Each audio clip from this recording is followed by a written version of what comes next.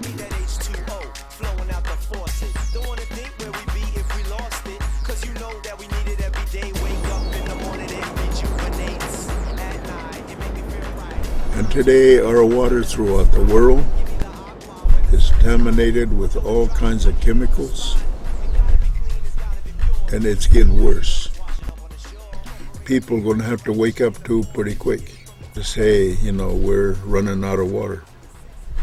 A universal solvent essential for humanity. 1 part hydrogen, 2 parts oxygen. Check your periodic. The solutions for the future are going to depend on us becoming attuned to the natural world, and we shed our hubris and become integral with the larger ecological forces that sustain us. Our only hope for a transition to a stable future is one in which we embrace the best of indigenous wisdoms around the world with the legacy of modern biology and ecology, and the two together should provide the template for the human in the future.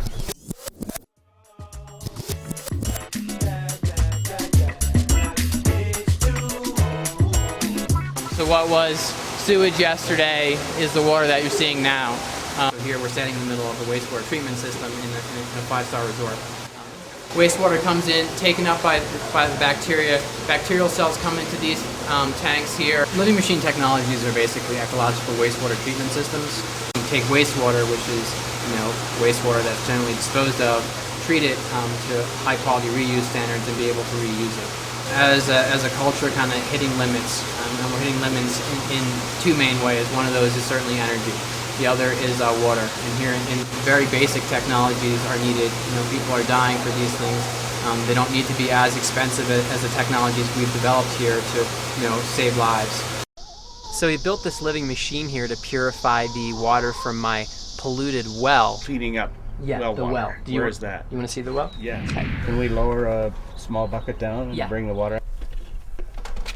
We are taking this old polluted well, and right now John is running a simple test using biological life forms to see what the water quality of the water actually is, what we're dealing with. So instead of expensive chemical tests, we're testing the water quality with life forms. And then we're going to create a living machine, a biological machine, to purify that water to make it usable for me, for agriculture or for drinking, domestic needs, depending on how clean we can get the water. It's depending what the uses will be. First thing I think about is what kind of life that's sensitive would live in there, and go find it, put it in there, and see what happens. Oh look, there's a little thing right there.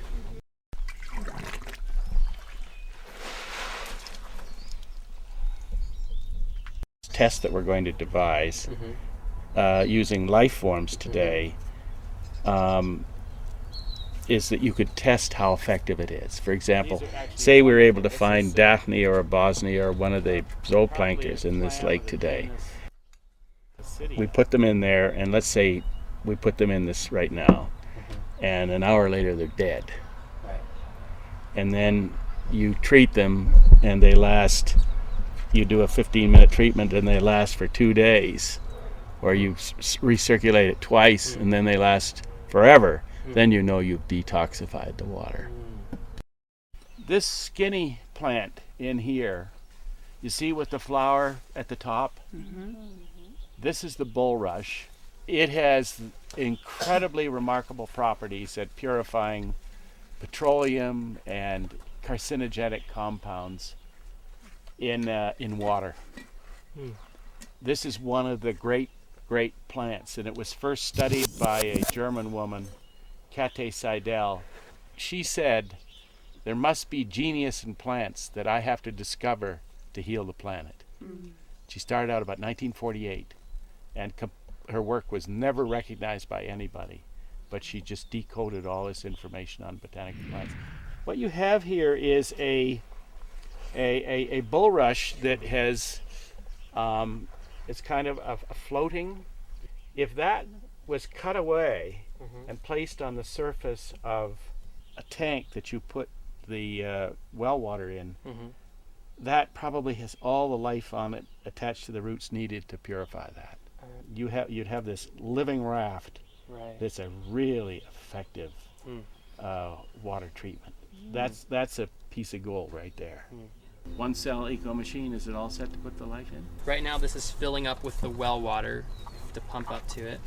And this is that buoyant one that we found floating, and the water comes through and it flows through this series of 55-gallon drums with aquatic plants.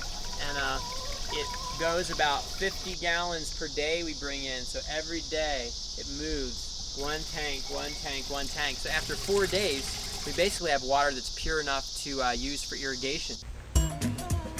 To exist, man requires a continuous supply of water. Springs furnish an accessible, though limited source. Underground water may also be tapped by wells, such as this old dug well and sweep. The final step in water treatment involves adding chlorine. This completes the sterilization by destroying all harmful bacteria and other organisms.